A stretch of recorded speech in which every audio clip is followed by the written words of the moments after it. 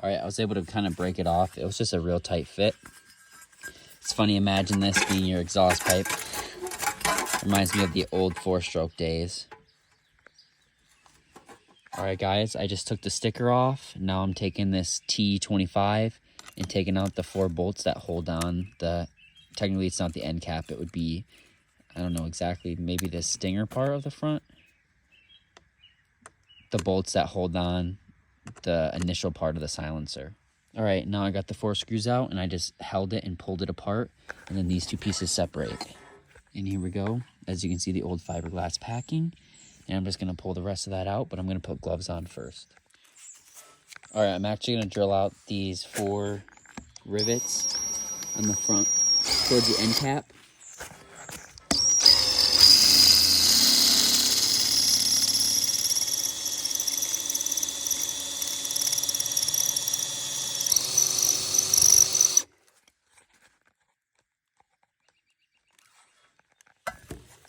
All right, I got all these rivets out, and I gotta get a screwdriver to push these through, unless this Torx fits.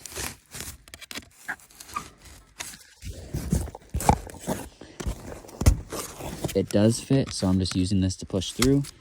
And that's just so that the rivets won't catch on the end cap when I slide it out. All right, I got it out. I just pushed my hand through the back on this part here and just pushed out the front while grabbing it with my other hand on the tip. Came out good.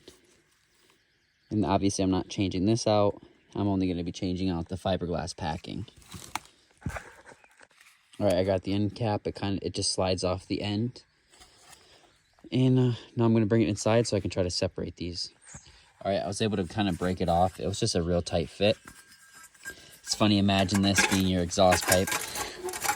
Reminds me of the old 4-stroke days. All right, so I was able to get this end cap on relatively easy. And then I got the packing now on the muffler part of the silencer. And I wrapped it in Scotch tape just to hold the packing together. And I'm just sliding it in. All right, I got the end cap on. I have all the rivets lined up.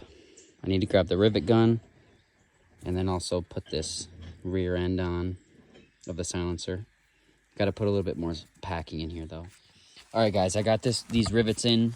They're really strong rivets and I only have a regular rivet gun. So I'm just gonna end up cutting these off. I wasn't able to, as hard as I could even on the ground with that, I wasn't able to get them to break. And then also on the end here, when you slide them together, you need to make sure you put some type of sealant, high temp sealant.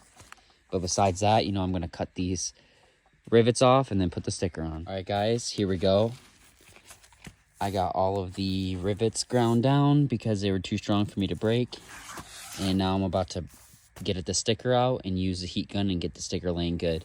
Also, if you were curious, this is a replacement kit for the KTMs, and I think it's a majority of the 4.1 kits are like this.